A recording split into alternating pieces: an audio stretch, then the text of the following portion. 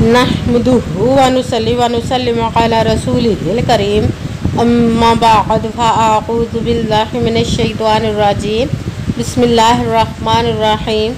मेरे मुअज़्ज़ज़ सामाईन इकराम, अस्सलामु अलैकुम व रहमतुल्लाहि व बरकातुहू। मैं अपने रब कायनात से ये दुआ करती हूँ कि मेरे जितने भी सुनने वाले हैं, रब कायनात सबको सेहतमंद, तंदुरुस्त और लंबी ज़िंदगी अता फरमाए। हम सब की हर मुश्किल परेशानियों, तंगदस्तियों में मेरा रब कायनात हमारी मदद अता फरमाए। हमें ज़हनी, रूहानी, जिस्मानी अज़ियत और तकलीफ़ और बीमारियों से निजात अता फरमाए। हमें ज़हनी और रूहानी सुकून अता फरमाए।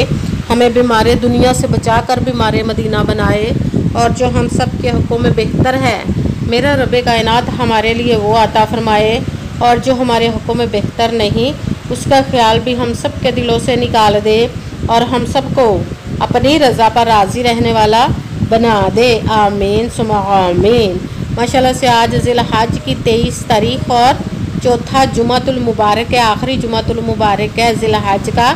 आज जुमातुल मुबारक के दिन जो मैं आप लोगों के लिए वजीफ़ा लेकर आई हूँ, सूरह कौसर अलिफ लाम मीम का पावरफुल मुजरब वजीफ़ा है, जो सालों से आपकी हाजात रुकी हुई हैं, जो आपकी हाजतें, मुरादें पूरी नहीं हो रही, दुआएं कबूल नहीं हो रही, तो आप इस वजीफ़े को रब कायनात की ज़ात पाक पर पुख्ता यकीन रख के जब पढ़ेंगे तो रब कायनात इंशाअल्लाह उल अज़ीज़ अपने हुक्म से आपकी हर वो नेक और जायज़ हाजत को पूरा अता फरमा देगा जो आपके हक़ में बेहतर होंगी। इंशाअल्लाह उल अज़ीज़ अपने हुक्म से आप इस वजीफ़े को आज के दिन स्किप मत कीजिएगा, छोड़िएगा मत।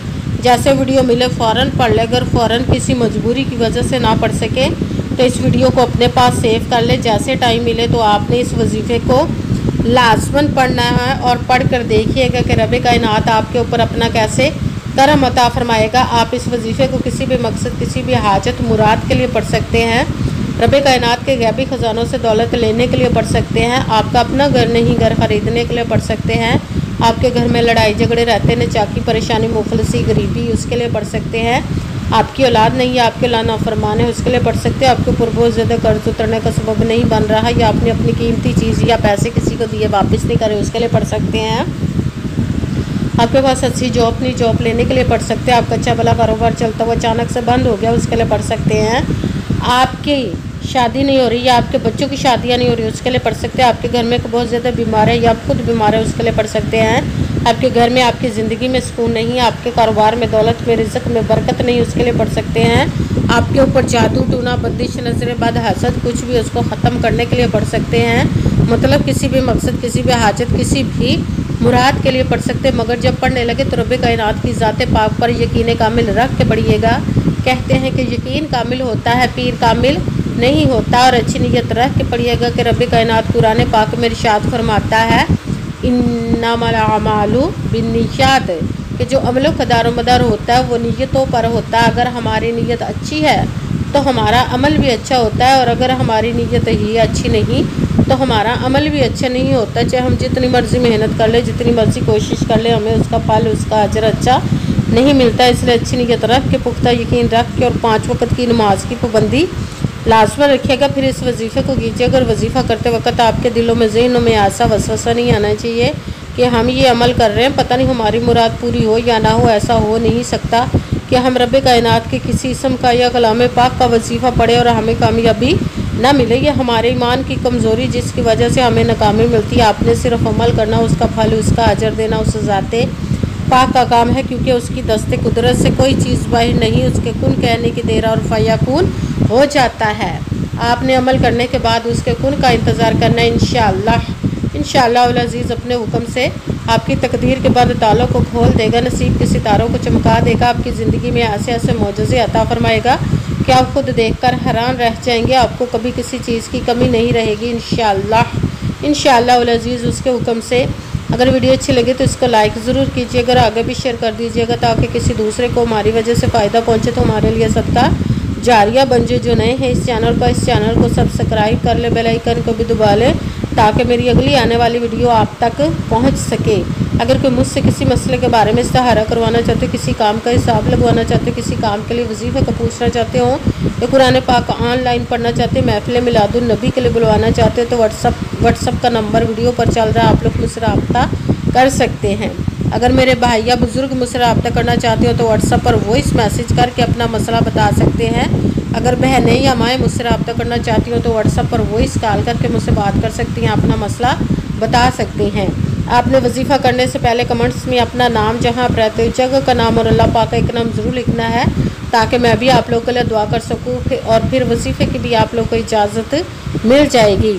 आपने वजीफ़ा करने से पहले पूरी वीडियो को ध्यान के साथ सुन के समझ के फिर वजीफ़े को करना। ऐसा ना वीडियो को स्किप कर करके छोड़ के सुने और फिर कोई बात रह जाए और आप वजीफ़ा करें, ठीक ना हो। आपने ना तो किसी अमल में कम करके पढ़ना, ना ज़्यादा बढ़ा कर पढ़ना है। अगर कम या ज़्यादा कर देते तो वो हमारा वजीफ़ा ठीक नहीं होता, हमें कामयाबी नहीं मिलती। इसलिए आपने मुकम्मल वजीफ़ा जिस तादाद और जिस तरतीब के साथ मैं बताने लगी, उसी तादाद और उसी तरतीब के साथ आपने इस अमल को पढ़ना है।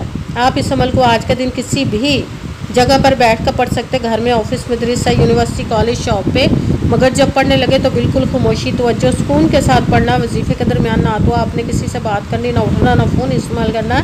अगर हम वजीफ़े के दरमियान किसी से बात कर लेते या उठ जाते तो वो हमारा वजीफ़ा ठीक नहीं होता, हमें कामयाबी नहीं मिलती। इसलिए आपने मुकम्मल वजीफ़ा पढ़ने के बाद किसी से बात करनी, उठना या कि फ़ोन इस्तेमाल करना है। आप इस अमल को आज के दिन किसी भी वक़्त पढ़ सकते, किसी भी नमाज के साथ पढ़ सकते हैं, नमाज के अलावा भी पढ़ सकते हैं। अगर नमाज के साथ पढ़ रहे हैं तो नमाज मुकम्मल पढ़ने के बाद, दुआ मांगने के बाद आपने इस अमल को पढ़ना है। अगर नमाज के अलावा पढ़ रहे तो बावजू होकर ऐसी जगह पर बैठ कर पढ़ना जब बिल्कुल खामोशी, तवज्जो, सुकून के साथ आप इस अमल को पढ़ सकें। जब अमल करने के लिए बैठ गए तो सबसे पहले आपने एक मरतबा दुरूद पाक पढ़ना है। कोई सा भी दुरूद पाक पढ़ सकते हैं, मगर दुरूद इब्राहिमी जो नमाज में पढ़ा जाता है वो वाला दुरूद पाक पढ़ ले तो ज़्यादा बेहतर, वरना कोई सा भी दुरूद पाक आप पढ़ सकते हैं। दुरूद पाक पढ़ने के बाद आपने एक मरतबा आऊज़ु बिल्लाहि मिनश शैतानिर रजीम बिस्मिल्लाहिर्रहमानिर्रहीम पढ़कर अपने मकसद की नियत कर लेनी, जिसके लिए आप इस अमल को पढ़ने लगे। फिर पहले नंबर पर जो आपने वजीफ़ा पढ़ना वो रब कायनात के दो इस्म मुबारक को मिलाकर पढ़ेंगे तो एक गिना जाएगा, वो है या हय्यु या क़य्यूम, या हय्यु या क़य्यूम, या हय्यु या क़य्यूम, या हय्यु या क़य्यूम, या हय्यु या क़य्यूम, या हय्यु या क़य्यूम, या हय्यु या क़य्यूम। इसको आपने 11 मरतबा 11 टाइम पढ़ना भी साथ। दूसरे नंबर पर जो वजीफ़ा पढ़ना कुरान पाक की सबसे छोटी लाडली ज़िद्दी सूरज, उसको दौलत का पावरफुल मुजरब वजीफ़ा माना जाता है। सूरह कौसर का अमल पढ़ना। सूरह कौसर को आपने बिस्मिल्लाहिर्रहमानिर्रहीम इन्ना अअतैनाकल कौसर फसल्लि लिरब्बिका वनहर इन्ना शानिअका हुवल अबतर। बिस्मिल्लाहिर्रहमानिर्रहीम इन्ना अअतैनाकल कौसर फसल्लि लिरब्बिका वनहर इन्ना शानिअका हुवल अबतर। सूरह कौसर को आपने 7 मरतबा 7 टाइम पढ़ना भी साथ। तीसरे नंबर पर जो वजीफ़ा पढ़ना है वो है अलिफ लाम मीम। यह हरूफ मक्कियात में से भी है, इसको लोहे कुरानी भी कहते हैं। कुरान पाक की सबसे पहले जो सूरत बकरा उसका पहले आयत मुबारका है अलिफ लाम मीम, अलिफ लाम मीम, अलिफ लाम मीम, अलिफ लाम मीम, अलिफ लाम मीम, अलिफ लाम मीम। इसको आपने 11 मरतबा 11 टाइम पढ़ना है। सबसे पहले एक मरतबा दुरूद पाक पढ़ा, फिर एक मरतबा आऊज़ु बिल्लाहि मिनश शैतानिर रजीम बिस्मिल्लाहिर्रहमानिर्रहीम पढ़कर अपने मकसद की नियत कर लेनी, जिसके लिए आप इस अमल को पढ़ने लगे। फिर पहले नंबर पर जो आपने वजीफ़ा पढ़ना वो रब कायनात के दो इस्म मुबारक को मिलाकर पढ़ेंगे तो एक गिना जाएगा, वो है या हय्यु या क़य्यूम। इसको आपने 11 मरतबा 11 टाइम पढ़ना के साथ। दूसरे नंबर पर जो वजीफ़ा पढ़ना कुरान पाक की सूरत कौसर का पढ़ना। सूरह कौसर को आपने बिस्मिल्लाहिर्रहमानिर्रहीम इन्ना अअतैनाकल कौसर फसल्लि लिरब्बिका वनहर इन्ना शानिअका हुवल अबतर। सूरह कौसर को आपने 7 मरतबा 7 टाइम पढ़ना भी साथ। तीसरे नंबर पर जो वजीफ़ा पढ़ना है वो कुरान पाक की आयत मुबारक का है, वो है सूरह बकरा की आयत का लोहे कुरानी का बिस्मिल्लाह अलिफ लाम मीम। इसको आपने 11 मरतबा 11 टाइम पढ़ना, फिर वही दुरूद पाक पढ़ना जो दुरूद पाक आपने वजीफ़ा शुरू करने से पहले पढ़ा था। जब दुरूद पाक पढ़ लिया, अब आपका वजीफ़ा मुकम्मल हो गया। अब आपने दोनों हाथों को रब कायनात की बारगाह अक़दस में बुलंद कर लेना। सबसे पहले अपने गुनाहों की बख्शिश की दुआ मांगनी, फिर जिस मकसद जिस हाजत के लिए आपने इस अमल को किया उसकी खूब दुआ कीजिएगा और दुआओं में मुझे भी याद रखिएगा, मेरे लिए भी दुआ कीजिएगा। जज़ाकल्लाहु खैरा।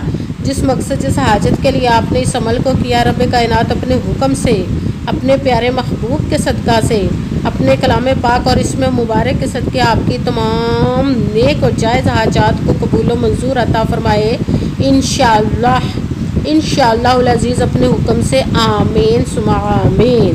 अस्सलामु अलैकुम व रहमतुल्लाहि व बरकातुहू।